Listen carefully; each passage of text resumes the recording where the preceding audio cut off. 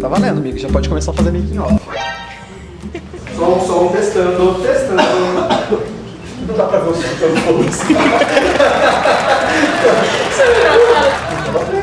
Não, amigo, tô indo.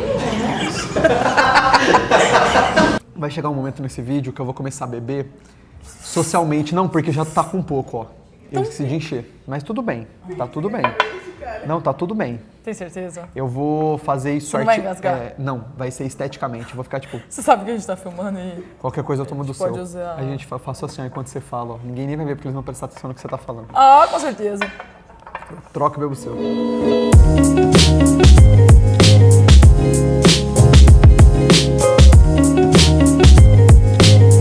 E aí, galera? Olá, pessoas. Que animação, Aline. Eu tô feliz. Bom, pessoal, sejam muito bem-vindos a mais uma retrospectiva mensal de notícias e de atualidades do Personal Educa. É a nossa terceira retrospectiva e já é amada e aclamada pelo público. Ele tá se achando. Gente, muito obrigado, né, pelo feedback positivo, Gente, todas as 3 pessoas. Deixa eu te dar uma dica. Vocês, 3 pessoas que estão nos acompanhando, vai lá no... Como é que é o nome daquele site? YouTube. YouTube. Vai lá no YouTube, dá uma moral. Obrigada. Exato. Pessoal, tudo que a gente vai falar aqui hoje, todas as notícias, tudo vai estar aqui embaixo na descrição do YouTube. Se você está no Facebook, pula pro YouTube para pegar esses links, tá? Tá na descrição. Outra coisa, pessoal, maio, vamos falar de maio, né? Acho que é de bom. maio. Acho que é isso que a gente vai falar. Galera, maio aconteceu muita coisa, mas muita coisa mesmo. E não dá pra gente falar de tudo aqui, senão esse vídeo teria 1h30 e ninguém assistiria. Né? As 3 pessoas que acompanham a gente parariam de acompanhar. Então, pessoal, a ideia é o seguinte. Pra manter o nosso tradicional top 8, o único lugar do mundo que faz um top 8, a gente fez uma curadoria. E é o seguinte, como que a gente fez essa curadoria? A gente se baseou muito no que tá em desenvolvimento ainda. Então, por exemplo, os protestos na Armênia e na Rússia, a tomada da extrema-direita na Itália, o Trump e as Coreias, né? Aquela reunião que já foi marcada e desmarcada 300 vezes, né? Ou até mesmo o caso da Marielle, que ainda está em processo. Tá mais enrolado, o Trump e a Coreia tá mais enrolado que você e seu crush, desculpa. Tá aí, ó, se comunicando com o público jovem, parabéns, Aline. Que jovem. Explicando a molecada. Para o pessoal entender melhor, né? Analogia é o nome disso, Rogerinho. Então, pessoal, no meio de tantas questões, a gente resolveu selecionar aquelas que são mais sólidas, que já tem uma questão mais bem definida, ou que a gente não tenha comentado ainda. Por exemplo, até mesmo no Facebook, a gente já comentou em 2 vídeos, não vale a pena comentar o terceiro, coisas que ainda estão em desenvolvimento, né? Então, essas coisas vocês podem acompanhar melhor na retrospectiva semanal que a gente faz no nosso Stories. Então, lá no Stories do Instagram, do Personal.educa, vocês vão ver lá toda sexta-feira, a gente vai fazer o resumão da semana, colocando lá as principais notícias daquela semana. É uma forma de acompanhar também. Aqui a gente seleciona 8 e faz mais explicadinho, fazendo links aí com o que pode aparecer no vestibular. Certo, Aline? Show! Show! Então pode começar. Mandar mais um beijo pro Choque de Cultura, obrigada. Gente, vou começar com a dissolução, ou o fim, do ETA. O ETA, além de ser, como eu já mencionei num vídeo que a gente estava gravando antes e errou, é uma expressão em língua portuguesa, mas também é um grupo basco que significava basicamente pátria basca e liberdade, mas você precisa entender quem eles são e por que eles se dissolveram, não é bem a palavra que é água que dissolve, sei lá, é dissolução. Terminaram. No último mês, terminaram, acabaram. Exato. O que acontece, pessoal? Vocês sabem que a Espanha, ela é formada de 2 reinos principais, mas da unificação de diversos povos. Nós temos aí os galegos, os bascos, os catalães, que têm cultura distinta da cultura central de Madrid, Exato. mas que fazem parte da Espanha. O País Basco está no norte da Espanha e no sudoeste da França. Possui língua e cultura próprias. A língua é sempre um marcador identitário muito importante. E durante os anos 50, mais especificamente 59, a Espanha passava pelo governo do Francisco Franco, um ditador que proibiu as expressões religiosas distintas daquela de Madrid. Então não podia falar basco, não podia fazer as danças típicas, não podia se expressar culturalmente. O que acontece, pessoal?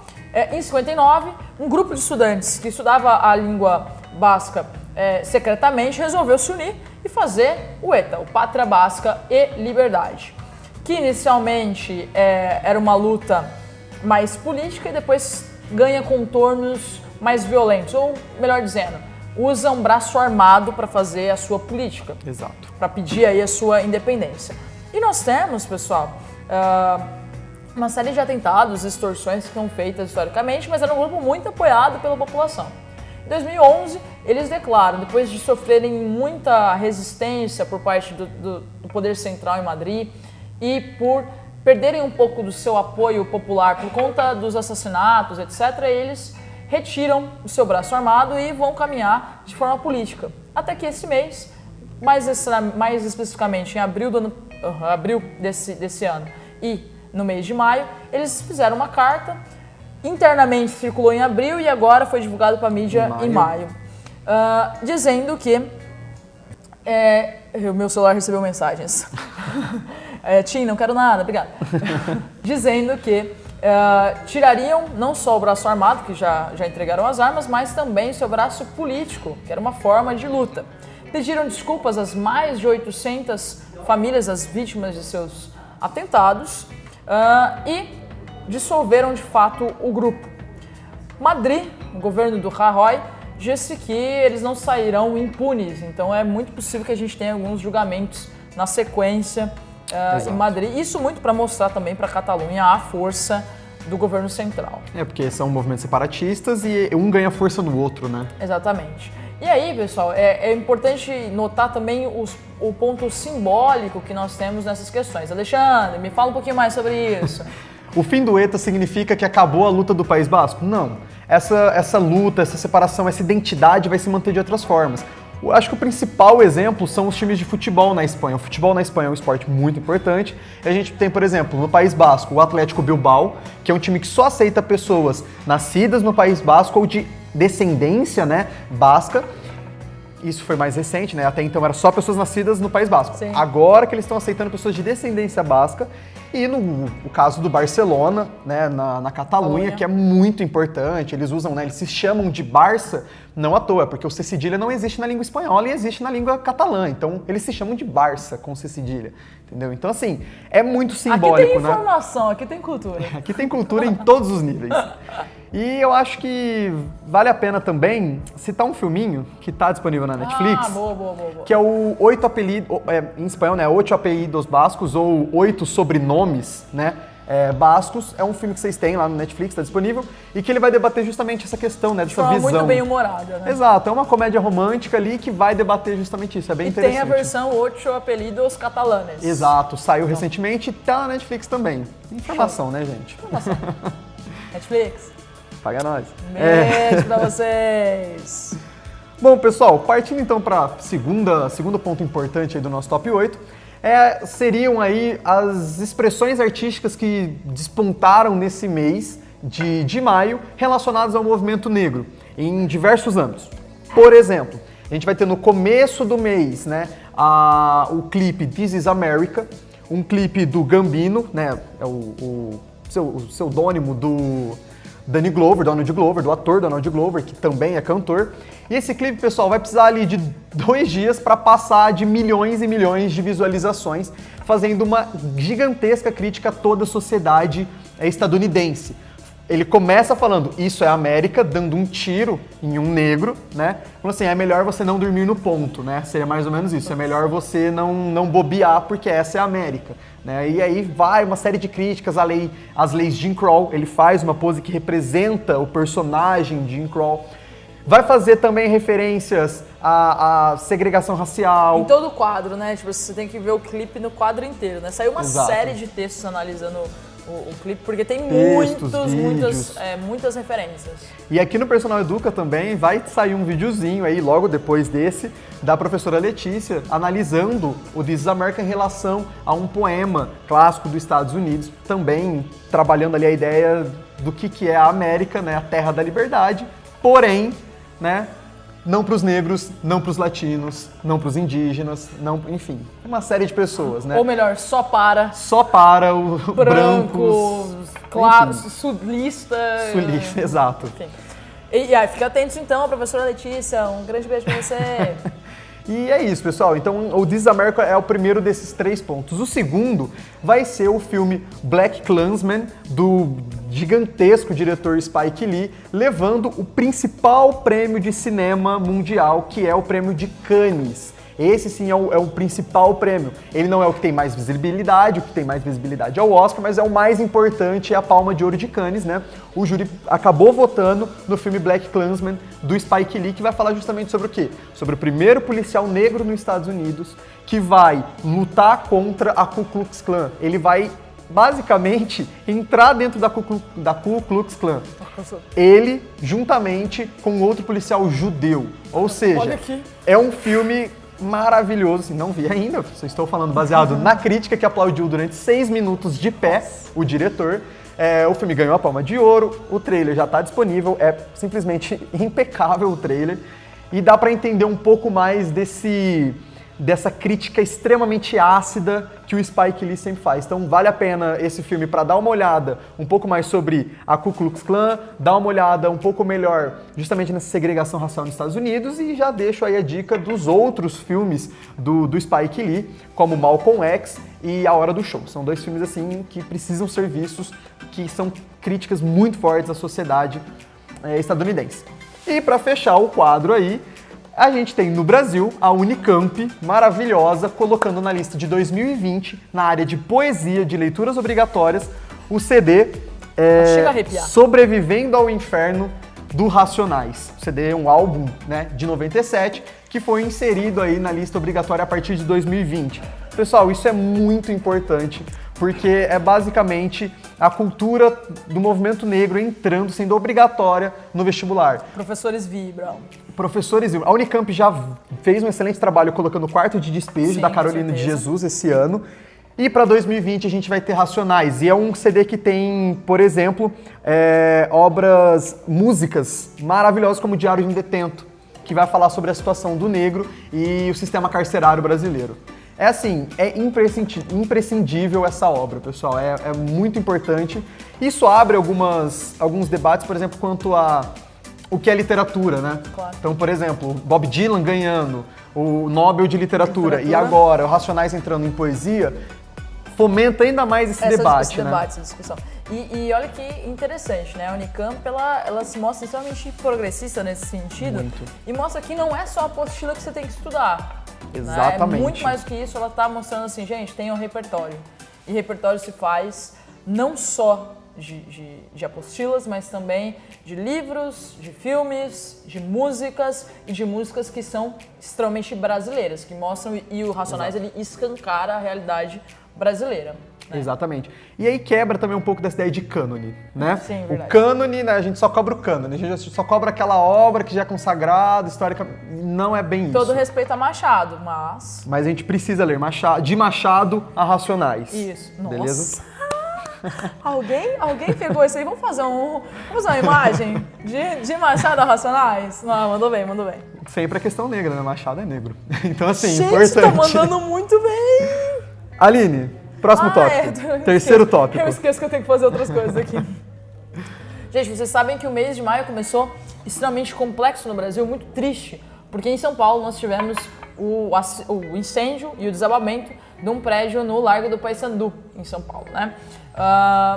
Lá nós tínhamos uma ocupação, era um prédio público que antigamente funcionava a Polícia Federal e que, como a sua desativação, foi ocupado por um grupo. Há investigações sobre a cobrança de aluguéis. É importante reforçar aqui que isso ainda está em aberto, mas que a cobrança de aluguéis, etc., não tira a legitimidade e a legitimidade de movimentos de ocupação. Exato. E a responsabilidade do Estado. Né? Nós tivemos aí 7 mortes confirmadas, 2 pessoas ainda estão desaparecidas e nós temos o governo pagando agora um auxílio moradia para essas pessoas que moravam nesse prédio. O primeiro mês o auxílio moradia é de R$ 1.200 e os outros de R$ 400. Sabemos que isso é irrisório para o contexto paulistano. E além disso, claro, a gente precisa pensar na responsabilidade do Estado enquanto provedor de moradias. Uma vez né? que está na Constituição, o direito Exatamente. básico à moradia. Né? Tem duas coisas que a gente precisa relacionar, duas coisas essenciais. Primeiro que na Constituição está a função social dos lugares. O que é função social? Não é ser uma ONG. A função social é funcionar. Exatamente. Veja, esse prédio que nós estamos está funcionando. Se ele está funcionando, ele tem função social. Né? Um shopping que está funcionando tem função social. O prédio da Polícia Federal não estava funcionando, estava abandonado, portanto, sem função social. E aí a Constituição diz que quando o lugar não está cumprindo a sua função social, ele pode ser tirado das mãos dos proprietários, mesmo que seja o próprio Estado, mediante uma indenização, uma justa indenização. Além disso, uma outra parte da Constituição, no artigo 6º, que diz sobre os direitos sociais no Brasil, nós temos o direito à moradia, o direito ao lazer, à habitação, ao trabalho, etc., mas também à moradia. Esse direito não é o de dar moradias necessariamente, mas o de criar condições para que as pessoas tenham moradias. E por que o Estado tem que dar condições para que as pessoas tenham moradia? Porque no nosso país, o espaço urbano, ele é um organismo, né? E ele é uma mercadoria. Então a gente vê diversos espaços públicos que estão abandonados no meio da cidade mesmo, e que a gente pode pensar, nossa, por que não construir tal coisa aqui? Por que não construir um bairro aqui? Mas é porque é um espaço que está esperando uma valorização. E enquanto mercadoria, ele está sujeito às regras de mercado, ao capitalismo, à oferta e à demanda. Portanto, ele está à mercê da especulação. É por isso que o Estado brasileiro deve dar condições de acesso à moradia. E essas condições de acesso à moradia se dão através de projetos como Minha Casa Minha Vida, que as pessoas sim pagam as casas, né, durante mais tempo, mas pagam. Ou o CDHU aqui no estado de São Paulo.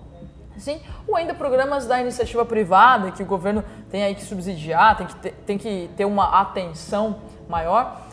Tem um projeto que não é subsidiado pelo governo, mas que é muito interessante, que é o projeto Vivenda, que ele mostra, e tem muita ligação com o Paysandu, ele mostra que é possível fazer reformas a baixo custo e com planejamento para as famílias terem moradias adequadas. Porque mais grave do que o déficit habitacional brasileiro, né, é claro que a gente diz que tem moradias suficientes no nosso país, só não estão bem distribuídas ou em boas condições, mas mais grave que esse problema é o problema das moradias adequadas. Né? Nós temos 12 milhões de pessoas que vivem em moradias não adequadas, ou seja, que não têm segurança de posse, a qualquer momento podem ser retirados do seu lugar, que não têm proteção contra o vento, contra a umidade, portanto estão sujeitas a doenças, né? Que não têm proteção contra desabamentos, contra enchentes, enfim, uma série de questões que tornam a moradia inadequada. É um problema grave e que, por exemplo, o Projeto Vivenda, recomendo muito, tem um TED sobre isso, faz reformas a preços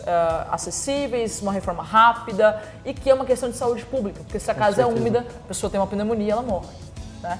Enfim, o Brasil precisa, diante dessa questão e diante do prédio do Paysandu mesmo, olhar a questão da moradia de forma mais atenta, a fazer cumprir a própria Constituição e a dar as condições necessárias para que todos vivam de maneira digna no nosso país. Bom, fiquem atentos, essa questão está muito ligada, é óbvio, às políticas de urbanismo, né? E, claro, a geografia, a gentrificação, etc. Show? Certíssimo, lindíssimo, falou tudo aqui. Pessoal, próxima notícia é que no dia 11 de maio veio à tona um documento da CIA sobre o governo Geisel, certo? Para muitos, o governo Geisel, para muitos historiadores, enfim, a gente tem no governo Geisel aquele cara que vai começar a abertura lenta, gradual e segura da ditadura militar no Brasil. Ou seja, ele era visto como um símbolo ali de início dessa abertura. Porém, esses documentos da CIA, o que eles revelam? Eles são acerca do primeiro mês de governo do Geisel, é basicamente um relatório de uma reunião entre o Geisel, o Figueiredo, próximo presidente, que viria depois, né? Essa reunião é de 74, logo que o Geisel assume, e outros membros ali da alta cúpula da ditadura militar no período, falando se eles iam continuar ou não a política de execuções sumárias de opositores da esquerda. Então é basicamente grandes líderes, 2 deles presidentes, falando se iam continuar ou não executando quem era contra o governo. Isso, pessoal. Ele desconstrói duas grandes visões. A primeira delas é de que o Geisel foi esse cara que, nice guy da ditadura, né, começou a abertura. Na verdade, não, ele manteve isso. Mas o mais importante é que ele demonstra que os presidentes, quem estava lá em cima, sabia do que acontecia nos porões, né? Nos porões, nos galpões do DOI-CODE, do DOPS, de todos esses movimentos. Então esse documento, ele revela muito isso. Mas aí isso pode surgir uma outra pergunta. Por que esse documento estava com a CIA? Por que a CIA sabia disso? E aí a gente tem que retomar, porque os Estados Unidos, a gente sabe que historicamente interviu em todas as ditaduras na América Latina, isso já comprovado por meio de documentos da própria CIA, comprovando a Operação Condor. Tem um documento que é o ministro das Relações, antes da ditadura se instalar no nosso país, o ministro das Relações, o Gordon, ministro estadunidense das Relações Internacionais no Brasil, escrevendo uma carta para o governo estadunidense dizendo que Castelo Branco era um homem honrado, bom católico e que, portanto, seria um excelente presidente do Brasil antes do golpe. Percebam que é óbvia, clara, evidente a interferência estadunidense no golpe de 64, além das inúmeras pesquisas de opinião falsificadas por agências estadunidenses que estavam no nosso país. Isso tem a ver com o contexto de Guerra Fria. Na hora que você estiver estudando Guerra Fria, tem que pensar nisso. Ele está movendo os peões, né? Exato. E pensando ali diretamente a ligação com a ditadura no Brasil, né? Pensando que ela surge por conta do Jango, que era um cara mais relacionado à esquerda, os Estados Unidos não queria a esquerda na América Latina. O que ele faz? Operação Condor, que é intervir em todas essas ditaduras que vão existir e não só intervir para que elas aconteçam, mas para que elas se mantenham. Então, por exemplo, dentro dessas questões da Operação Condor, a gente vai ter membros da CIA fazendo reuniões particulares para ensinar a torturar opositores. E isso fica muito claro quando a gente vê, por exemplo, um documentário como Cidadão Boisman, que é um documentário que mostra como os grandes empresários brasileiros eram convocados, né, para essas reuniões particulares, onde você ia ter uma pessoa sendo torturada ao vivo por um agente da CIA. Então, assim, os Estados Unidos interviu fortemente na ditadura militar no Brasil e a ditadura militar sabia de tudo o que acontecia. Então, esse documento que sai aí agora, que saiu, né, veio a público no dia 11 de maio, na verdade, ele é um documento que veio a público em 2015, mas só agora que ele foi, de fato, né, divulgado, mexido, né? Ele perdeu a classificação de top secret nos Estados Unidos em 2015, mas só agora que ele veio à tona.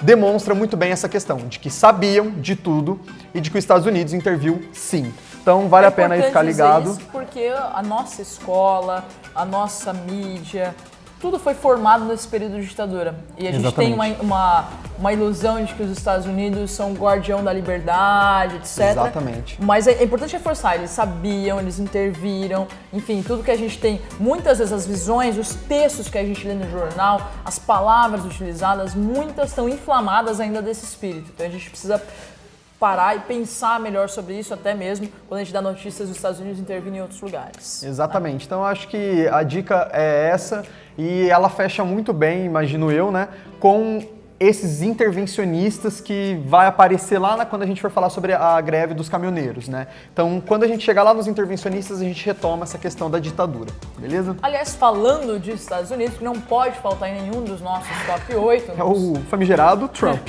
Famigerado Trump. Acaba de anunciar a saída dos Estados Unidos do acordo com o Irã, o rompimento deste acordo. Tá, vamos entender que acordo que é esse. Para entender bem, tem que voltar um pouquinho no tempo, assim, coisa boba, assim, só até 79. Isso é bem pouco, é rapidinho, eu juro que o Alexandre fez assim, tudo isso? Já deu 20 minutos de vídeo. É rápido, juro. E antes de 79, é importante que vocês saibam que o Irã, que fica lá no Oriente Médio, era governado pelo Shah Reza Pahlavi. O Shah Reza Pahlavi era um monarca que tinha o apoio do Ocidente e queria modernizar ou ocidentalizar o Irã. O Irã passa por uma revolução em 79 que instaura a República Islâmica do Irã, de base xiita, com os Ayatollahs, e naquele período a liderança do Khomeini.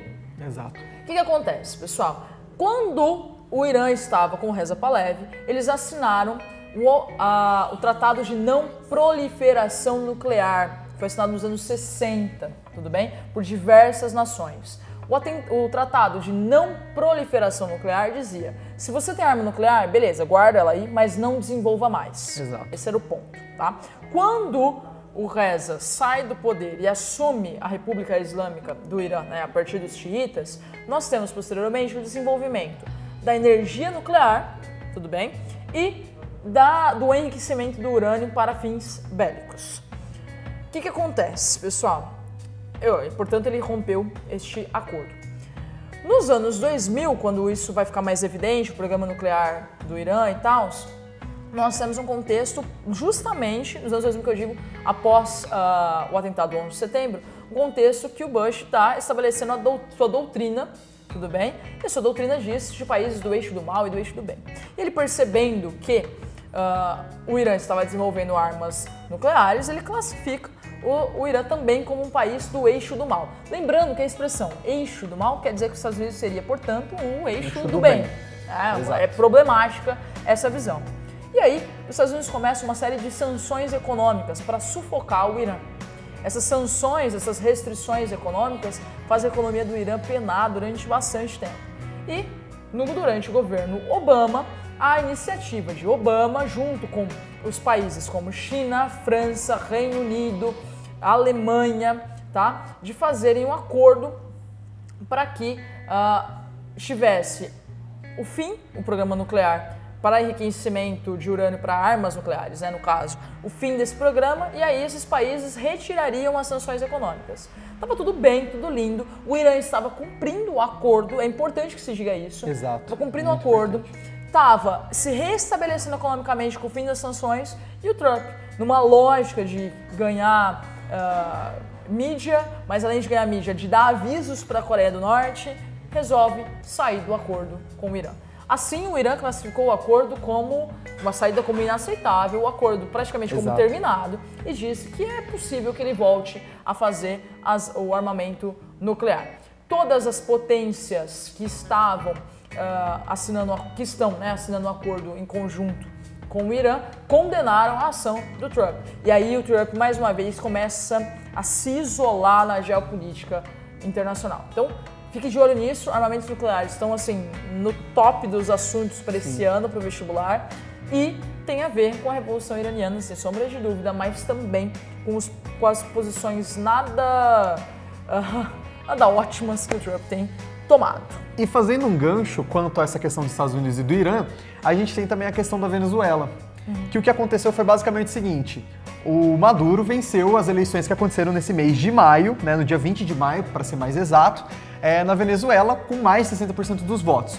O Maduro, um cara que não tem popularidade, um cara que não tem governabilidade, não tem carisma. Como que esse cara ganha com mais de 60%? Desrespeitando direitos humanos. Exatamente.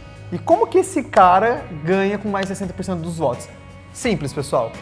A oposição não lançou candidatos com uma forma de protesto, até mesmo porque parte da oposição está presa. Os principais concorrentes estão presos, né? Exato.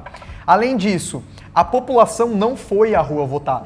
O voto lá não é obrigatório. Então, mais de 54% da população não foi às ruas votar, não foi às urnas nesse fim de semana. Então, acabou que o Maduro só foi votar aquela galera mais ligada ao chavismo mesmo, aquela galera que ainda acredita que o Maduro é um representante do chavismo, né? Então, assim, pessoal, é por isso que o Maduro acabou ganhando e que ele vê agora, nesse afastamento dos Estados Unidos, né, do Trump e do Irã, uma forma de talvez se manter mais um tempo ainda no poder. Por quê? Qual que é o principal, a única, né, basicamente, economia da Venezuela? A venda de petróleo, que caiu pela metade desde que o Maduro assumiu o poder. Então, com os Estados Unidos se afastando do Irã, aquele onde os Estados Unidos compram boa parte do seu petróleo, a Venezuela vê uma chance, uma possibilidade de vender petróleo para os Estados Unidos. Aí você pode falar, pô, mas o Trump já cogitou tirar o Maduro do poder militarmente com forças armadas dos Estados Unidos. Mas negócios são negócios, não é mesmo? Negócios são negócios, políticas, ideologias à parte, meus amigos. Exatamente. Então vale a pena aí, quanto a essa questão da Venezuela, estudar um pouco mais essas movimentações que envolvem o petróleo e o chavismo.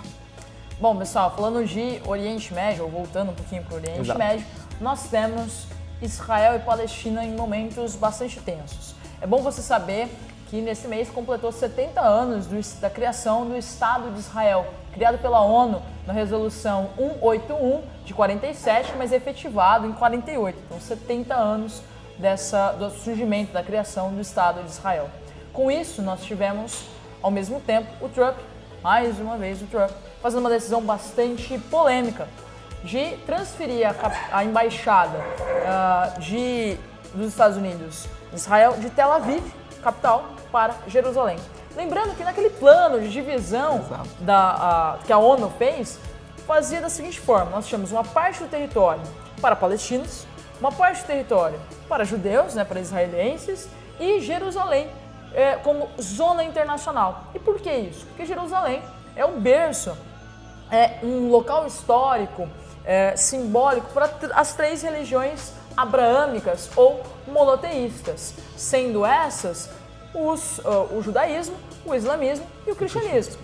Portanto, fazia sentido, já que de um lado nós temos judeus e do outro árabes, cuja maioria segue o Islã, é bastante óbvio, bastante claro que Jerusalém deveria ser território internacional. Exato. Jerusalém foi ocupada durante a Guerra dos 6 Dias e se manteve durante os conflitos de Yom Kippur, e os acordos não foram suficientes para que houvesse uma desocupação dessa região. Exatamente. O que nós temos nesse momento é que Trump toma uma decisão muito polêmica que qualquer presidente dos Estados Unidos poderia cumprir ou não de transferência da embaixada de Tel Aviv para Jerusalém. Ele faz isso, é como se ele dissesse que reconhece Jerusalém não como zona internacional, mas como território dos israelenses. Isso, é claro, aumenta as tensões e eles fazem essa transferência no aniversário do Estado de Israel em maio. Isso é extremamente simbólico, comemora uma série de comemorações, e os palestinos, povo massacrado nos últimos anos, se veem desamparados e fazem uma série de protestos. Esses protestos culminam numa Marcha do Retorno. A Marcha do Retorno é um movimento que quer ir até o muro, a divisão, a cerca entre a Palestina e Israel, para simbolizar, para fazer uma pressão internacional, etc. O que acontece é que Israel tem reprimido fortemente esse movimento, que inicialmente era independente, agora já foi também tomado pelo Hamas, o grupo de resistência palestino. O que nós temos é que o governo de Israel deu autorização a qualquer um que chegue perto da cerca, ou que ameace a estabilidade, ou que promova qualquer bagunça, qualquer baderna, deu autorização para os soldados atirarem. Soldados que foram criados à sombra de um passado de glória, daquela região de Israel, e que, sem mais nem menos, ou diante desse treinamento, atiram nas pessoas. O resultado é basicamente mais de 100 mortos, né? Sim, mais de 100 mortos. São 121 mortos até o presente momento, isso pode mudar nos próximos dias, e um movimento bastante complexo. Se você estiver estudando para o vestibular, vale muitíssimo a pena você olhar as questões, olhar a questão de 48, a criação do Estado de Israel, além disso, os antecedentes, tudo bem, tanto o passado de glória quanto a declaração de Balfour de 17 e os movimentos posteriores, as guerras, a guerra do o primeiro armistício, que se deu o Nakba para os palestinos, que é a catástrofe, e a guerra de independência para Israel, o mesmo conflito, com nomes distintos para os dois povos. Depois a Guerra dos 6 Dias, a Guerra do Yom Kippur, os acordos Camp David, acordos de Oslo e recentemente, e também as intifadas, e recentemente a Guerra de 2014 e agora esses movimentos, a Marcha do Retorno, a questão dos Estados Unidos, e tentando pensar nessas questões como um todo, porque elas podem muito aparecer nas suas provas. Se a gente olhar o panorama do vestibular, um dos conflitos em que mais temos questões é justamente esse. Inclusive, eu recomendo uma questão da Unicamp do ano passado, questão aberta de segunda fase, que cobrava justamente esse tópico. Então, fiquem atentos à questão Israel-Palestina. É um dos mais importantes da atualidade, um dos mais importantes conflitos, uma das mais importantes questões e não tem como não olhar. E para finalizar, pessoal, uma coisa que aconteceu aí... É finalizar, 8. Finalizar, o top 8, enfim, a última. Eu fiquei, 8 o quê? 8 o quê? Pessoal, para finalizar, uma coisa que aconteceu aí nessa última semana mesmo de maio, é a greve dos caminhoneiros, né? Os últimos que pegou os 10 últimos dias de maio, tendo no dia 31, de alguma forma ali, oficialmente o seu fim. Então, dia 31 de maio acabou essa greve que durou 10 dias.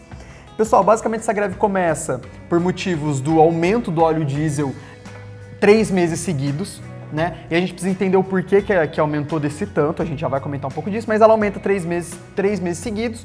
O preço do frete que esses caminhoneiros trabalham não aumenta, ou seja, ele tem que rodar a mesma quantidade pelo mesmo preço que ele recebe, pagando muito mais, né? E isso vai desencadear a paralisação dos caminhoneiros, que, como a gente sabe, o transporte rodoviário no Brasil é o que movimenta o país, logo acabou paralisando o país inteiro, tanto no fornecimento de combustíveis quanto no fornecimento de bens de primeira necessidade.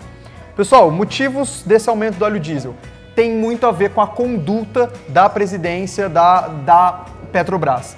Durante o governo Dilma e durante o governo do PT, houve muito uma política de priorizar o povo brasileiro. Só que esse priorizar indicava o quê? Segura o preço do diesel, não aumenta. Mesmo que lá fora, no mercado internacional, esteja aumentando, aqui dentro, para o povo brasileiro, a gente segura, a gente não aumenta.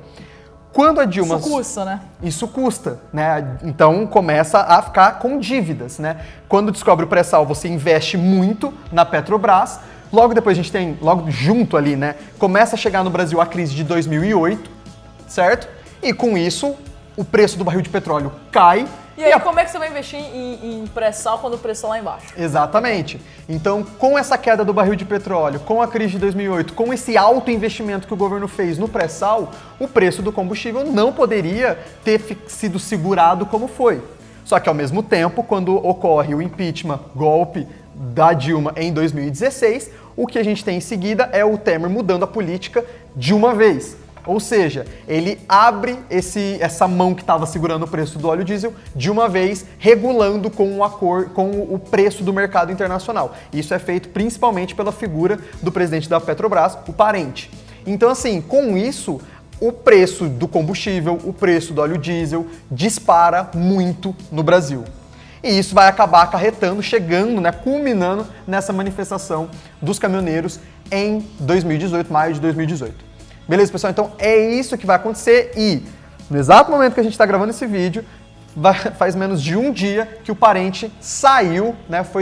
Ele renunciou à presidência da Petrobras, o que é muito simbólico, uma vez que ele era tido como uma esperança, né, para a Petrobras, que teve suas ações desvalorizadas e tudo mais. Mas o importante é, isso deflagra como que essa classe, a dos caminhoneiros, que é uma classe muito subvalorizada, que vive em condições precárias de trabalho, né, tem uma força imensa. E aí, galera, dicas de estudo para você que está prestando vestibular. Isso dá como que, historicamente, o Brasil optou pelo transporte rodoviário, que acaba sendo muito mais caro do que, por exemplo, o transporte hidroviário. Não, e é simples de pensar. Vamos pensar na questão do combustível, que foi o que mais apareceu pra gente. Exato. O que mais ficou evidente, as filas, o desabastecimento, etc. Se a gente pensar só nisso, só no combustível, a gente pode parar e ver assim, um caminhão cheio de querosene, de avião, por exemplo, tá? Isso tem uma quantidade fixa ali que ele pode armazenar e ele vai caminhar nas estradas, correndo risco, né? As estradas brasileiras não são as melhores, correndo risco dele, do caminhoneiro em si, das pessoas, do meio ambiente. Jornadas de mais de 24 horas de trabalho. Etc. E o problema poderia ser resolvido com oleodutos. Exato. Né? Se você olhar para a Europa, nós temos a Europa lotada de oleodutos e gasodutos. Se nós tivéssemos investido em oleodutos, gasodutos, depois em hidrovias, depois em ferrovias, nós tínhamos uma política, uma força menor dos caminhoneiros. Isso não quer dizer que não é uma classe importante, é fundamental para o nosso país. Né? Entretanto, a gente não pode depender de uma única coisa.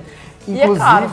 Eu acho que essa questão da precarização do trabalho da classe dos caminhoneiros, jornadas de trabalho de mais de 20 horas, estradas péssimas, condições horríveis, insalubres, vem muito dessa necessidade. Se eu não me engano, mais 74% do transporte brasileiro em 2017 foi rodoviário. Ou seja, ou você trabalha nessas condições, ou o Brasil não se movimenta. Então, talvez passar isso para oleodutos, hidrovias e ferrovias, melhore a condição de trabalho dos caminhoneiros. Com certeza. A ideia não é tirar a força deles, né? Inclusive, melhora as condições e cria outros empregos, né, no nosso país. É claro que isso é uma vontade política que não se resolve em 4 anos, então é um grande plano para o nosso país. Mas o grande plano rodoviarista foi ali feito por JK. Se ele fez um plano rodoviarista em tão pouco tempo, nós também conseguimos alterar um pouco dessa política. O governo sempre pensa na próxima eleição, né? Exato. Mas tentar fazer um plano maior que seja seguido por todos os governos para que o nosso país deixe de depender apenas de uma única força, de um único meio e dependa aí de outros e consiga economizar, inclusive, porque a gente perde muito dinheiro com isso. Isso é uma janela de oportunidade tanto para empresários, para empresas grandes como a Vale, quanto para os chineses que querem fazer uma ferrovia imensa, isso aí já é uma outra questão, mas uma ferrovia imensa, cortando nosso país inteiro. Não à toa apareceu o caso de lockout dentro desse protesto, claro. que seriam o quê? Empresários movimentando uma paralisação para ganharem com isso. Sim. Mas majoritariamente, majoritariamente foi um movimento de caminhoneiros autônomos, né?